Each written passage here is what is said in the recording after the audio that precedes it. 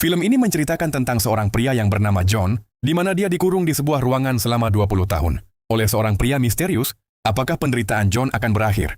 Jadi begini ceritanya. Pangsit adalah makanan yang paling dibenci olehnya, tapi dia harus memakannya setiap hari selama 20 tahun. Karena itu adalah satu-satunya cara agar dia bisa bertahan hidup.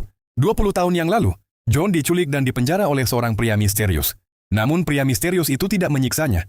Sebaliknya, dia menyiapkan berbagai kebutuhan sehari-hari untuk John dan memberinya makan tepat waktu setiap hari.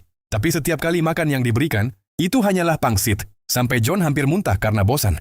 Pria misterius itu bahkan membelikannya televisi dan membuatkan jendela palsu untuknya. John juga tidak tahu di mana dia dikurung, atau kenapa dia dikurung sejak awal.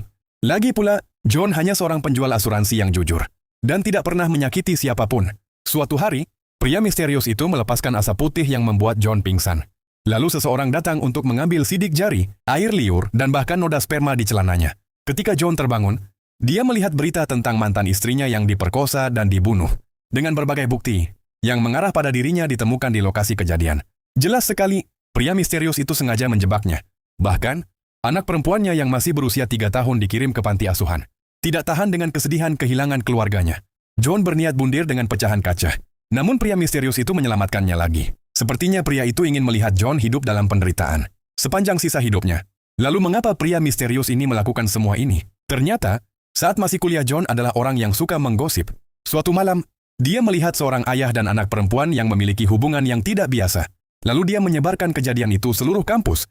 Gadis itu dihina dan dimarahi oleh semua teman-temannya. Ayah gadis itu yang seorang selebriti tidak bisa menerima keluarganya jadi bahan perbincangan. Dia pun membunuh anggota keluarganya satu persatu, lalu melakukan bundir.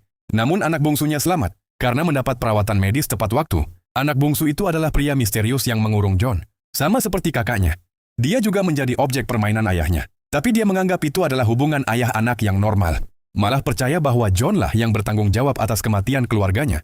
Jadi dia ingin John merasakan rasa sakit yang sama. 20 tahun kemudian, dia bahkan sengaja membebaskan John dan mengatur pertemuan dengan putrinya secara kebetulan.